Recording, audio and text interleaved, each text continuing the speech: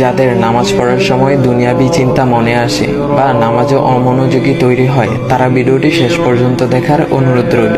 হযরত আলী রাদিয়াল্লাহু তাআলা আনহুর কাছে একজন ব্যক্তি এসেছে। তখন লোকটা বলল, হুজুর, আমার নামাজে মন বসে না। নামাজে দাঁড়ালে আমার দুনিয়াবি নানা চিন্তা আসে। হুজুর, আমার এই নামাজ কি আল্লাহ তাআলা কবুল করবেন? তখন হযরত আলী রাদিয়াল্লাহু তাআলা আনহা বলেছেন, না, তোমার নামাজ কবুল হবে না। তখন লোকটা মনে অনেক কষ্ট নিয়ে চলে যাচ্ছেন। এমন সময় রাসূল সাল্লাল্লাহু আলাইহি ওয়াসাল্লাম এসে হযরত আলী রাদিয়াল্লাহু তাআলা আনহুকে জিজ্ঞাসা করলেন, ইয়া আলী, আপনার কাছে লোকটা কেন এসেছিল? এসে দেখি মন খারাপ করে চলে গেল। কেন, কি হয়েছে আমাকে বলুন। তখন আলী রাদিয়াল্লাহু তাআলা আনহু বলেন, তিনি আমার কাছে জানতে এসেছেন যে নামাজে দুনিয়াবি চিন্তা আসলে নামাজ হবে কিনা। আমি বলেছি, না, তোমার নামাজ কবুল হবে না। রাসূল সাল্লাল্লাহু আলাইহি ওয়াসাল্লাম তখন বলেন, ইয়া আলী, আপনাকে আমি একটা চাদর উপহার দিতে চাই, তবে একটা শর্ত আছে। আলী রাদিয়াল্লাহু তাআলা আনহু খুশি হয়ে বলেন, ইয়া রাসূলুল্লাহ, কি শর্ত তা বলুন, আমি আপনার সকল শর্ত মেনে নিব।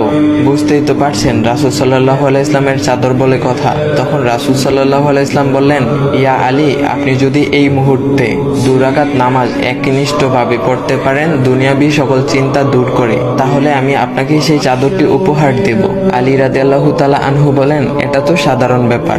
আলী রাদিয়াল্লাহু তাআলা আনহু তখন নামাজে দাঁড়িয়ে গেলেন আর তিনি নামাজ পড়তে শুরু করলেন। এমন সময় তার মনের মধ্যে শুধু ভাবনা চিন্তা আসতে শুরু করলো, আচ্ছা, আমাকে যে রাসূল সাল্লাল্লাহু আলাইহি ওয়াসাল্লাম যে চাদরটা দিবেন সেটা কি ফাতিমার চাদর নাকি রাসূল সাল্লাল্লাহু আলাইহি ওয়াসাল্লামের? আচ্ছা, চাদরখানা দেখতে কেমন হবে? এই বিভিন্ন বিষয় নিয়ে ভাবতে লাগলেন। তিনি ভুলেই গেছেন যে দুনিয়াবি চিন্তা নামাজে আনতে রাসূল সাল্লাল্লাহু আলাইহি ওয়াসাল্লাম নিষেধ করেছেন। এর মধ্যে আলী রাদিয়াল্লাহু তাআলা আনহুর নামাজ পড়া শেষ। আলী রাদিয়াল্লাহু তাআলা নামাজ শেষ করে রাসূল সাল্লাল্লাহু আলাইহি ওয়াসাল্লামকে বলতেছেন, ইয়া রাসূলুল্লাহ, আমি আপনার শর্ত মেনেছি, এখন আমাকে চাদরখানা উপহার দেন।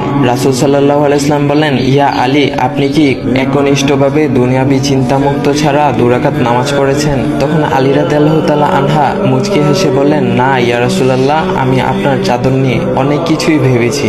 তখন রাসূল সাল্লাল্লাহু আলাইহি ওয়াসাল্লাম বলেন, ইয়া আলী, নামাজ তোমারও হয়েছে, আর তুমি যাকে নামাজ হবে না বলে ফতোয়া দিয়েছো তার নামাজও আল্লাহ তাআলা কবুল করে নিয়েছেন। শোনো আলী, দুনিয়াবি চিন্তা দ্বারা নামাজ বাতিল হয় না, নামাজ মহান আল্লাহ তাআলা কবুল করে নেন। সকল ফরজ নিয়ম কানুন মেনে নামাজ পড়লে নামাজ হবে ইনশাল্লাহ। তবে আমাদের সকলের উচিত নামাজ আদায় করার সময় একমাত্র আল্লাহকে স্মরণ করে নামাজ আদায় করা।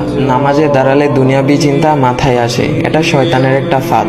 আল্লাহ তাআলা আমাদের সকলকে শয়তানের কুমন্ত্রণা থেকে হেফাজত রাখুক এবং সঠিকভাবে মনোযোগের সাথে নামাজ আদায় করার মতো তৌফিক দান করুক। সবাই বলি আমিন। চাইলে ভিডিওটা আপনি অন্যদের কাছে শেয়ার করতে পারেন, এতে অন্যদের ভুল ভ্রান্তিগুলো দূর হবে।